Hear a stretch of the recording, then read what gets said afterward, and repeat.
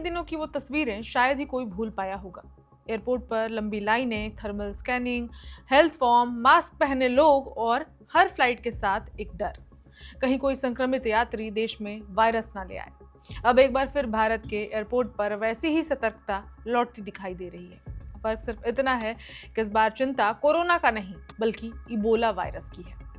सरकार ने अफ्रीका के इबोला प्रभावित इलाकों से आने वाले यात्रियों के लिए सख्त प्रोटोकॉल लागू कर दिए हैं। एयरलाइंस को निर्देश दिए गए हैं कि हर यात्री से सेल्फ डिक्लेरेशन फॉर्म भरवाया जाए, थर्मल स्क्रीनिंग की जाए और अगर किसी में भी लक्षण दिखे तो उसे तुरंत अलग किया जाए। नमस्कार, मैं हूं ऋचा पराशर और आप देख रहे हैं वन इंडिया हिंदी। भारत सरकार अब इबोला को लेकर पूरी तरह अलर्ट मोड पर आ गई है। अफ्रीका के इबोला हॉटस्पॉट देशों से आने वाले यात्रियों के लिए भारत ने कोविड जैसे कई सख्त प्रोटोकॉल फिर से लागू कर दिए हैं। डीजीसीए यानी director general of civil aviation ने एयरलाइंस के लिए नई गाइडलाइंस जारी की है, जिनका मकसद साफ है, किसी भी कीमत पर इबोला को भारत में फैलने से रोकना। अब समझते हैं कि आखिर सरकार इतनी चिंतित क्यों है। इबोला कोई सामान्य वायरल बीमारी नहीं है। ये दुनिया की सबसे खतरनाक और सबसे ज्यादा मौतें देने वाली बीमारियों में गिनी जाती है। कुछ मामलों में इसकी मृत्यु दर 50 से 90% तक दर्ज की गई है। यानी अगर समय पर इलाज और आइसोलेशन ना मिले तो हालात बेहद खतरनाक हो सकते हैं। इस बीमारी की शुरुआत आम वायरल फीवर जैसी ही लगती है, जिसमें बुखार, कमजोरी, सिरदर्द, मांसपेशियों में दर्द, गले में खराश, लेकिन धीरे धीरे शरीर जवाब देने लगता है। उल्टियां शुरू हो जाती हैं, दस्त शुरू हो जाते हैं, शरीर पर चकत्ते शुरू हो जाते हैं और कई मामलों में अंदरूनी और बाहरी ब्लीडिंग तक शुरू हो जाती है। यही वजह है कि दुनिया भर की स्वास्थ्य एजेंसियां इबोला को लेकर हमेशा हाई अलर्ट पर रहती हैं। अब सवाल यह है कि भारत अचानक इतना सतर्क क्यों हो गया। दरअसल अफ्रीका के कुछ हिस्सों में इबोला संक्रमण को लेकर चिंता बेहद बढ़ी हुई है और क्योंकि दुनिया आज पहले से कहीं ज्यादा जुड़ी हुई है, इसलिए कोई भी वायरस सीमाओं में कैद नहीं रह सकता। एक संक्रमित यात्री हजारों किलोमीटर दूर दूसरे देश तक संक्रमण पहुंचा सकता है। कोविड ने दुनिया को यही सबसे बड़ा सबक दिया था। शायद इसी वजह से भारत सरकार इस बार शुरुआत में ही सख्त कदम उठाना चाहती है, ताकि हालात बिगड़ने से पहले कंट्रोल किए जा सके। अब एयरलाइंस को साफ निर्देश दिए गए हैं कि अफ्रीका के इबोला प्रभावित क्षेत्रों से आने वाले हर यात्री को भारत पहुंचने से पहले सेल्फ डिक्लेरेशन फॉर्म यानी कि SDF भरना होगा और ये वही प्रक्रिया है जो कोविड के दौरान भी लागू की गई थी। इस फॉर्म में यात्रियों को अपनी यात्रा की जानकारी देनी होगी, वे किस देश से आए हैं ये बताना होगा, किन जगहों पर गए, क्या किसी संक्रमित व्यक्ति के संपर्क में आए और क्या उनमें किसी तरह के लक्षण मौजूद हैं। लेकिन फॉर्म सिर्फ भरना ही काफ़ी नहीं होगा। अब एयरपोर्ट पर थर्मल स्क्रीनिंग भी अनिवार्य की जा रही है। यानी अगर किसी यात्री को बुखार या संदिग्ध लक्षण होंगे तो उसे तुरंत मेडिकल जांच के लिए अलग किया जा सकता है। डीजीसीए ने एयरलाइंस को एक और अहम निर्देश दिया है।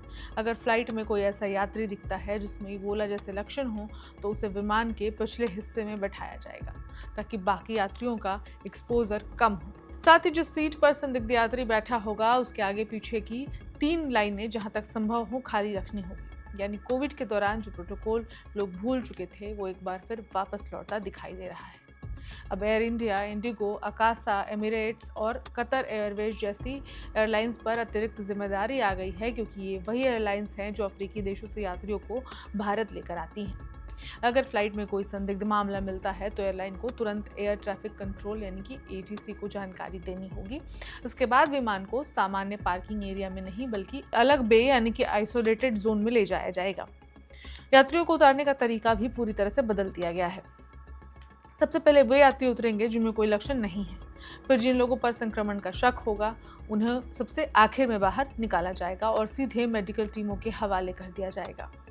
सरकार की एडवाइजरी में साफ कहा गया है कि अगर किसी यात्री को बुखार, कमजोरी, सिरदर्द, मांसपेशियों में दर्द, उल्टी, दस्त और गले में खराश, साथ ही शरीर पर चकत्ते यानी कि दानों जैसे या फिर किसी तरह की ब्लीडिंग महसूस होती है तो उसे तुरंत एयरलाइन क्रू और एयरपोर्ट हेल्थ यूनिट को इसकी जानकारी देनी होगी, क्योंकि इबोला में सबसे बड़ी चीज़ होती है शुरुआती पहचान।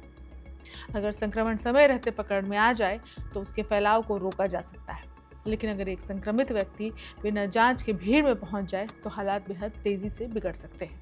और यही कारण है कि सरकार इस बार कोई रिस्क नहीं लेना चाहती। और अब यहाँ एक बड़ा सवाल ये भी उठता है कि क्या भारत का हेल्थ सिस्टम किसी संभावित इबोला केस से निपटने के लिए तैयार है, क्योंकि कोविड के दौरान देश ने हेल्थ सिस्टम पर भारी दबाव देखा था। ऑक्सीजन की कमी देखी, अस्पतालों में बेड की कमी देखी, मेडिकल स्टाफ पर काफ़ी दबाव बढ़ा। इन सब ने सरकारों को ये समझा दिया कि महामारी सिर्फ स्वास्थ्य संकट नहीं होती बल्कि प्रशासनिक और आर्थिक संकट भी बन जाती है। इसलिए इस बार शुरुआत से ही निगरानी बढ़ाई जा रही है।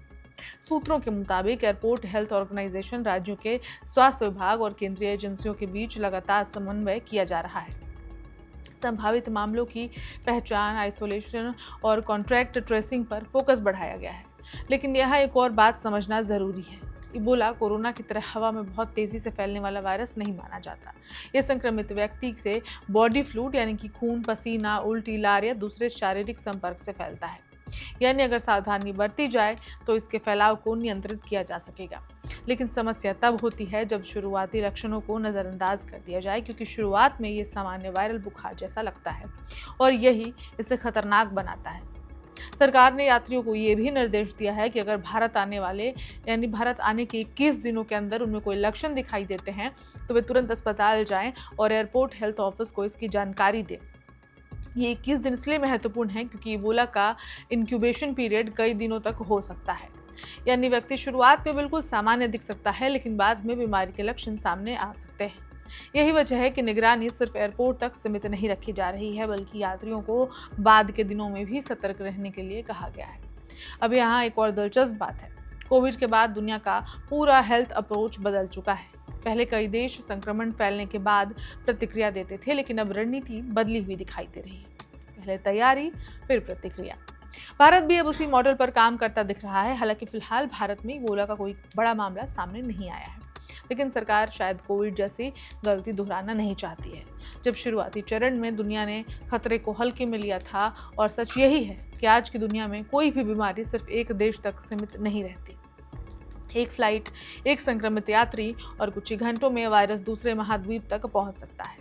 इसलिए एयरपोर्ट पर अब सिर्फ यात्रा के केंद्र नहीं रहेंगे, बल्कि स्वास्थ्य सुरक्षा की पहली दीवार बन चुके हैं। फिलहाल सरकार का संदेश साफ है, घबराने की जरूरत नहीं है, लेकिन सतर्क रहना बेहद जरूरी है, क्योंकि महामारी से लड़ाई सिर्फ अस्पतालों में नहीं जीती जाती, बल्कि समय रहते तैयारी करके भी जीती जाती है।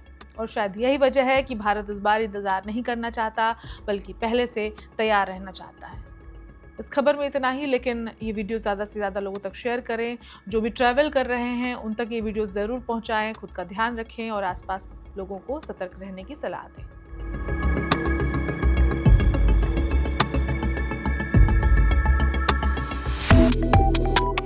Subscribe to One India and never miss an update. Download the One India app now.